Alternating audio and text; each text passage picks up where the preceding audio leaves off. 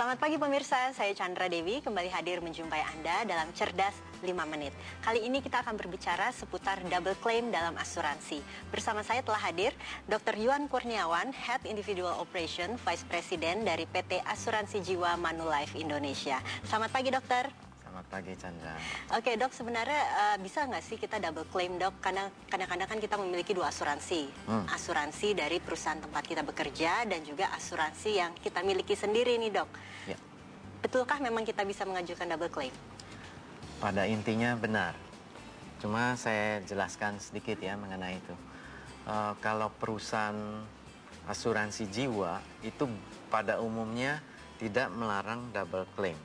Namun ada produk-produk tertentu yang tidak memang bisa di double claim. Contohnya seperti apa dok? Nah, saya berikan contoh kalau asuransi kerugian atau rumah, mobil, rumah gitu ya. Kalau uang pertanggungannya senilai harga mobil atau rumah, ya segitu.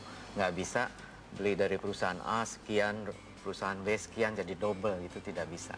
Nah, kalau di asuransi jiwa, pada umumnya bisa. Jadi dia membeli polis satu dari perusahaan A, polis kedua dari perusahaan B. Nah, jika terjadi resiko atau mengajukan manfaat, masing-masing perusahaan akan membayarkan. Ada satu yang kita perlu ketahui bersama mengenai produk asuransi kesehatan. Di situ umumnya ada yang disebut koordinasi manfaat. Artinya begini, kalau yang bersangkutan atau nasabah dirawat di rumah sakit, misalnya saya katakan kwitansinya 12 juta rupiah. Dia mempunyai dua polis, satu di perusahaan A, satu di perusahaan B.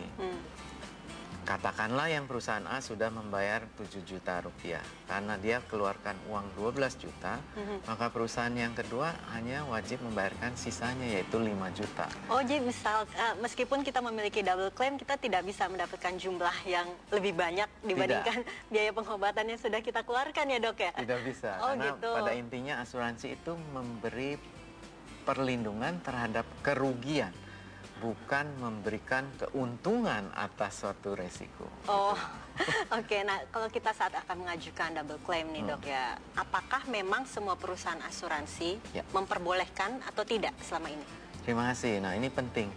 Jadi nasabah perlu cermati ketentuan polis produk yang mereka beli. Baca di ketentuan polisnya apakah mereka bisa mengajukan double claim. Oke. Kembali kepada ketentuan polis masing-masing, ada yang bisa, ada yang tidak. Saya tidak berani mengatakan mengatasnamakan semua. Pada umumnya bisa, tapi teliti pada ketentuan polisnya. Biasanya rata-rata saat pengajuan klaim nih, karena double ya dok, itu memang harus truk yang asli atau boleh difotokopi? Oh iya. Kadang-kadang kan dua-duanya harus truk asli ini. Nah, bagaimana terus kemudian dok? Ya, jadi kembali saya katakan, kembali kepada ketentuan polis masing-masing.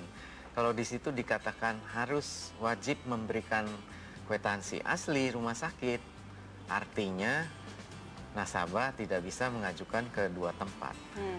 Bagi ketentuan polis yang mengizinkan double claim, biasanya dalam ketentuan polisnya dicantumkan boleh mengajukan kopi kwitansi yang dilegalisir. Ya. Gitu. Poin penting apa sih sebelum kita mengajukan double claim ya kepada perusahaan asuransi yang berbeda? Apa yang harus kita perhatikan? Apa yang harus kita persiapkan juga? Baik. Yang pertama harus diperhatikan adalah ketentuan polisnya memperbolehkan double claim atau tidak. Apakah wajib melampirkan kwitansi asli atau boleh kopi? Yang kedua, persyaratannya sebetulnya mudah, bisa dilihat dari website dari masing-masing perusahaan asuransi atau formulir klaim. Mereka ada persyaratan dokumen yang harus dilampirkan. Oke, teliti kembali sebelum membeli. Itu dia ya dok ya? Penting. Oke, terima kasih Dr. Yuan atas waktunya dan informasinya. Ya, semoga informasi tadi bermanfaat bagi Anda pemirsa. Saya Chandra Dewi, Cerdas 5 Menit, Cerdas Finansial. Sampai jumpa.